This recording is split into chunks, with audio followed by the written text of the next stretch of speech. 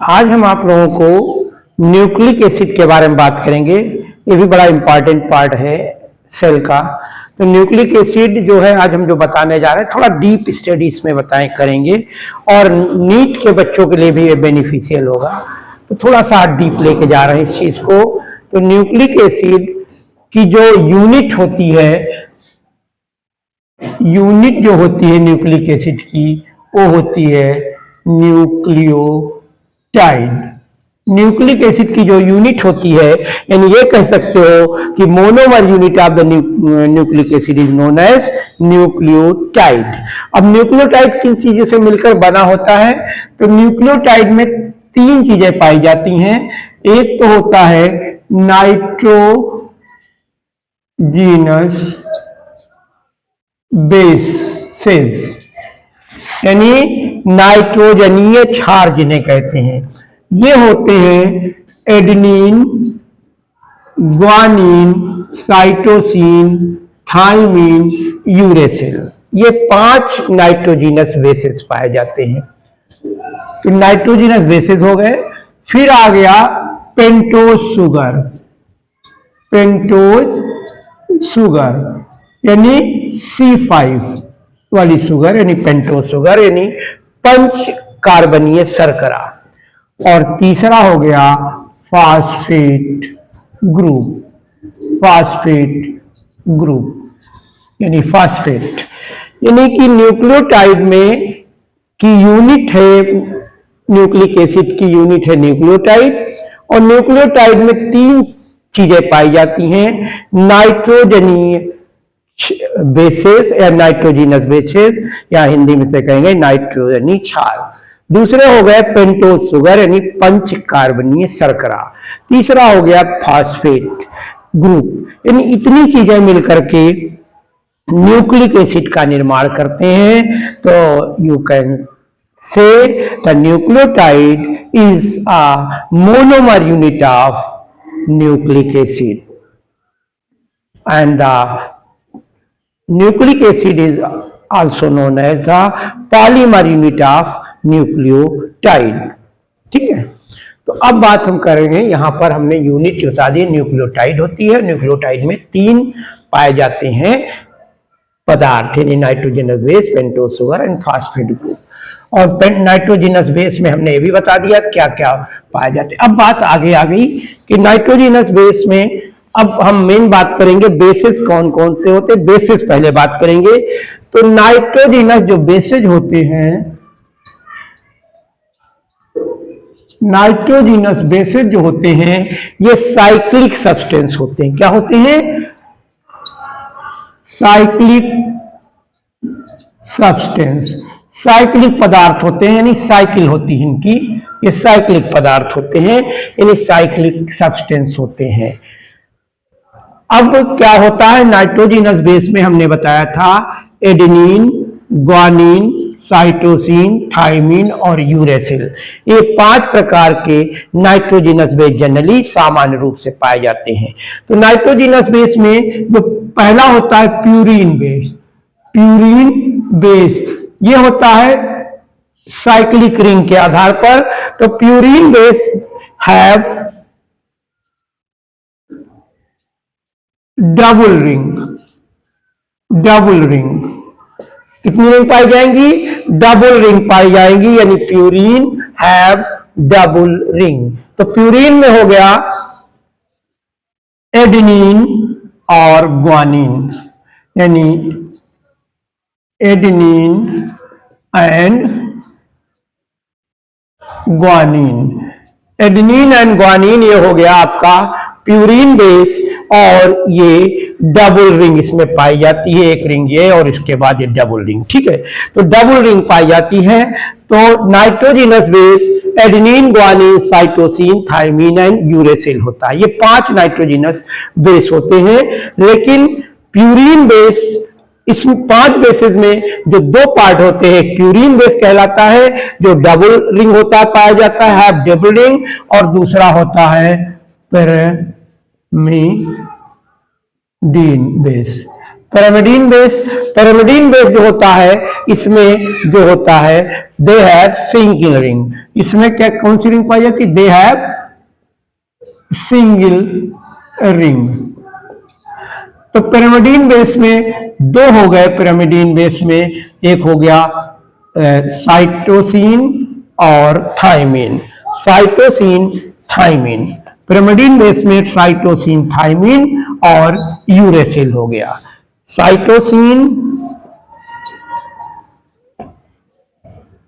Thiamine और तीसरा हो गया uracil.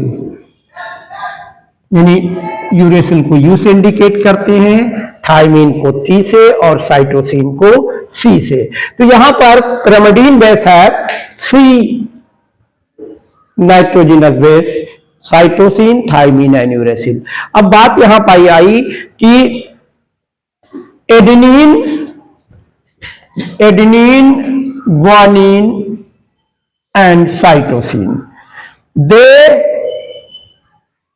are found in all type of nucleic acid.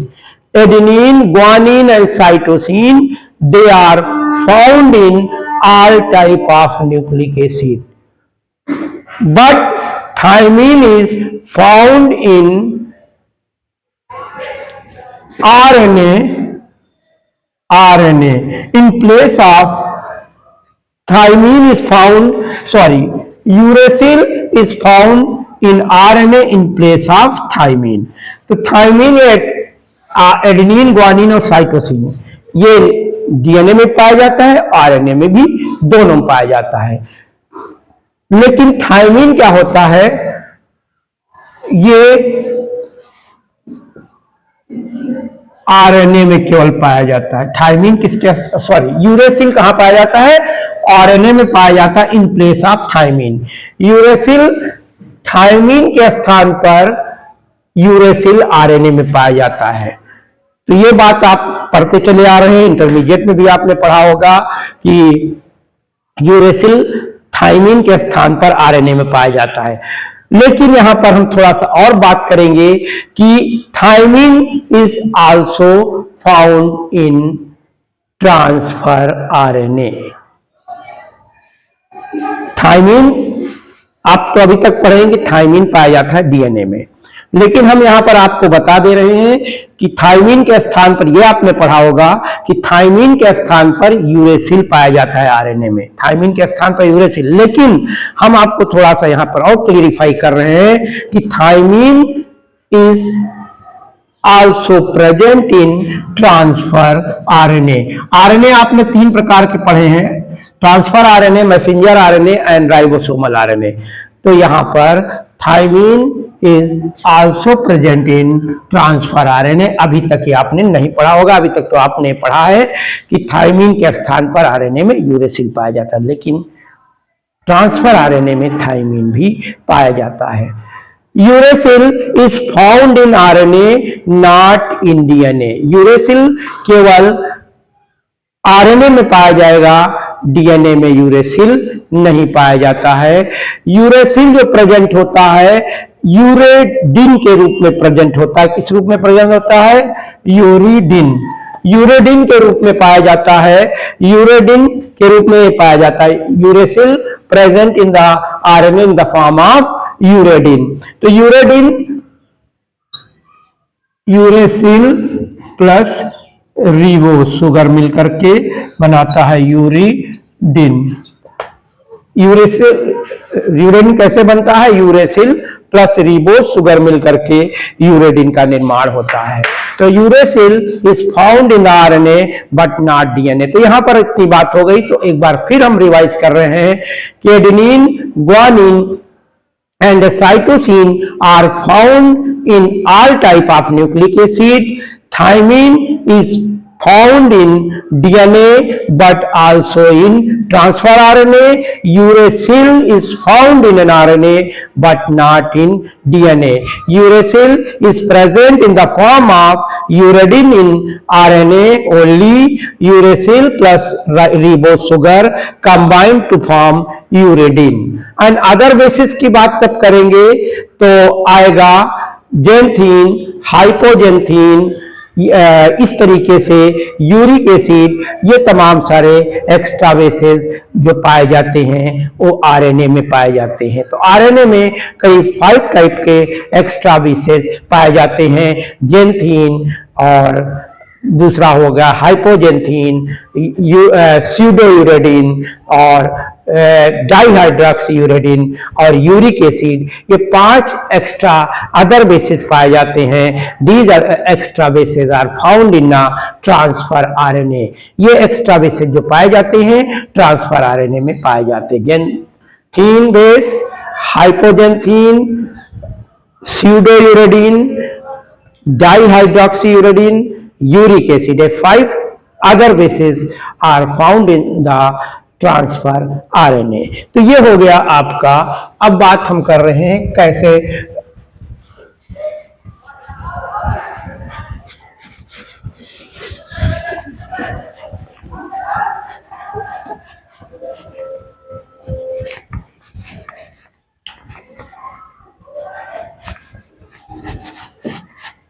कि न्यूक्लियोटाइड का फॉर्मेशन कैसे होता है। यहां पर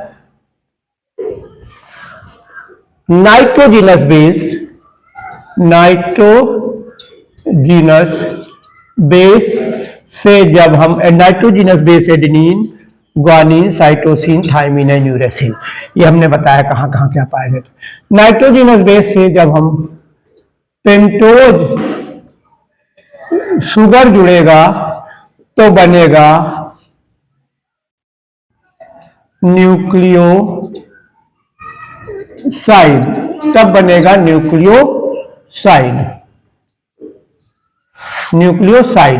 न्यूक्लियोसाइड को आरएनए में कहेंगे राइबोसाइड और डीएनए में कहेंगे डीऑक्सी राइबोसाइड। न्यूक्लियोसाइड से जब हम फास्फेट ग्रुप जुड़ेगा, यानी फास्फेट ग्रुप का मतलब हम H3PO4 को भी जोड़ लेते हैं, फास्फेट ग्रुप है, यानी फास्फेट ग्रुप जब जुड़ेगा तो बनेगा न्यूक्लियोटाइड को हम आरएनए में कहेंगे राइबोटाइड और डीएनए में कहेंगे डीऑक्सी राइबोटाइड। तो न्यूक्लियोटाइड तमाम सारे जब मिल जाएंगे तो बनेगा पॉलीन्यूक्लियोटाइड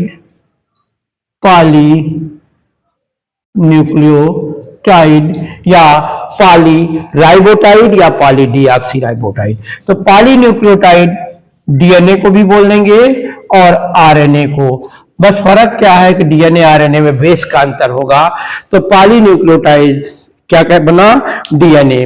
तो डीएनए को हम कह सकते हैं DNA is the monomer unit of DNA is the polymer unit of the nucleotide और nucleotide is the monomer unit of DNA. ये कहेंगे nucleotide is the monomer unit of DNA and the DNA and RNA is the polymer unit of nucleotide. बहुलक इकाई है DNA RNA, nucleotide की बहुलक इकाई है।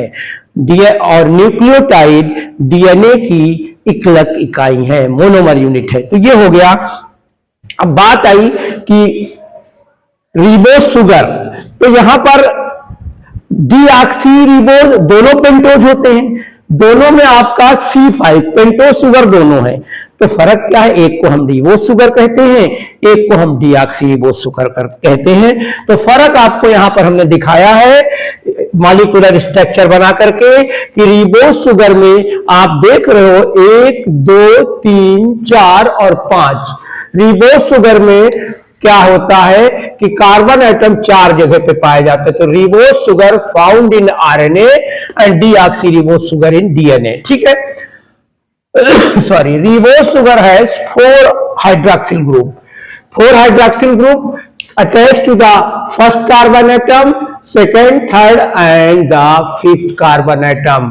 So ribose sugar has 4 OH group, hydroxyl group, which is present or which is attached on the first carbon atom, second carbon atom, third carbon atom and the 5th carbon atom. यानी कि OH group जो होता है ribose sugar में 4 पाए जाते हैं। पहले कार्बन एटम पर, दूसरे कार्बन एटम पर, तीसरे कार्बन एटम पर और पांचवें कार्बन एटम पर। दोनों पेंटोज है, लेकिन यहां पर डिफरेंस क्या है, हाइड्रॉक्सिल ग्रुप की बात आती है। अब देखिए डीऑक्सीरिबोस शुगर है 3 OH ग्रुप, 3 हाइड्रॉक्सिल ग्रुप पाए जा रहे हैं और कहां अटैच होते हैं, यानी डीऑक्सीरिबोस हमने बनाया तो पहला ये एक first carbon atom, third carbon atom और fifth carbon atom, first, third and fifth, जैसा कि स्ट्रक्चर में हमने अब दिखाया है। तो यहां पर फर्क क्या आया, मॉलिक्यूलर फार्मूला स्ट्रक्चर हमने बनाया। जब हम मॉलिक्यूलर फार्मूले की बात करेंगे, सूत्र की बात करेंगे, तो डीऑक्सीरिबोस शुगर में C5H10O4 पाया जाएगा, जबकि रिबोस शुगर में C5H10O5 पाया जाता है। ये देखिए रिबोस शुगर का हमने मॉलिक्यूलर फार्मूला लिखा और डीऑक्सीरिबोस शुगर की बात की। ये सब हम नीट के क्लासेस के स्तर पे हम बात कर रहे हैं, यहाँ पर थोड़ा डीप स्टडी आपको यहाँ पर लेके चल रहे हैं। अब बात आई सॉरी, अब एक चीज यहां पर है कि अभी तो आपने इतना आपको मालूम है कि नाइट्रोजिनस बेस पेंटोज शुगर से अटैच होता है और न्यूक्लियोसाइड बनता है, न्यूक्लियोसाइड से फास्फेट ग्रुप अटैच होता है। अब बात आई कि which carbon atom base are attached on the which carbon atom, तो base are always attached to the first carbon atom of pentose sugar. Base are always attached to the first carbon atom of pentose sugar, यानी कि यहां पर देखिए कि first carbon, देखिए ribose nucleoside, यानी जिसे राइबोसाइड कहते हैं, राइबोसाइड यहां पर पेंटोज शुगर जुड़ रहा है। तो पेंटोज शुगर जो है ये पेंटोज शुगर से जो बेस जुड़ रहा है, नाइट्रोजनस बेस, ये पेंटोज शुगर से नाइट्रोजनस बेस जुड़ रहा है, तो कौन से कार्बन एटम पे पेंटोज शुगर के जुड़ेगा, फर्स्ट कार्बन एटम। और ये हम राइबोसाइड बना रहे हैं, तो adenine, thymine, cytosine, guanine, uracil यहां दिखाया गया है, बेस है ये, बी का मतलब यहां बेस। तो bases are always attached to the first carbon atom of the pentose sugar in the case of DNA and the RNA. Deoxyribose में भी यही स्थिति है, यहां पर एडेनिन, ग्वानिन, साइटोसिन और thymine base first carbon atom पर यहां लगा हुआ पाया जाता है। तो यहां स्ट्रक्चर हमने बनाया कि राइबोन्यूक्लियोसाइड या डीऑक्सीराइबोन्यूक्लियोटाइड साइड, राइबोन्यूक्लियोसाइड या डीऑक्सीराइबोन्यूक्लियोसाइड हुआ sorry, base always attached to the first carbon atom sugar, nucleoside riboside can be 5 type deoxyriboside. Nucleoside से पेंटोज शुगर जुड़ेगा तब बनेगा न्यूक्लियोटाइड। न्यूक्लियोसाइड से पेंटोज शुगर जब जुड़ा, यानी न्यूक्लियोसाइड से जब फास्फेट ग्रुप जुड़ा तो बना न्यूक्लियोटाइड। तो न्यूक्लियोसाइड से फास्फेट जुड़ने पर बनता है न्यूक्लियोटाइड। क्या बना, न्यूक्लियोटाइड। तो यहां पर देख लीजिए phosphate group always attached to first fifth carbon atom, यहां पर है phosphate group always attached to the fifth carbon atom of pentose sugar. इस चीज को ध्यान रखना है कि फास्फेट ग्रुप 5वें कार्बन एटम पर पेंटोज शुगर के जुड़ेगा। Base are always attached to first carbon atom of pentose sugar and phosphate group are always attached to the fifth carbon atom pentose sugar. तो ये जब जुड़ गया तो बना न्यूक्लियोटाइड, और न्यूक्लियोटाइड कई सारे मिलकर के पॉलीन्यूक्लियोटाइड बनाते हैं। तो न्यूक्लिक एसिड 2 प्रकार के होते हैं, डीएनए और आरएनए। डीएनए को डीऑक्सीराइबोन्यूक्लिक एसिड और आरएनए को राइबोन्यूक्लिक एसिड कहते हैं। तो बस आज के लिए इतना ही। थैंक यू, धन्यवाद।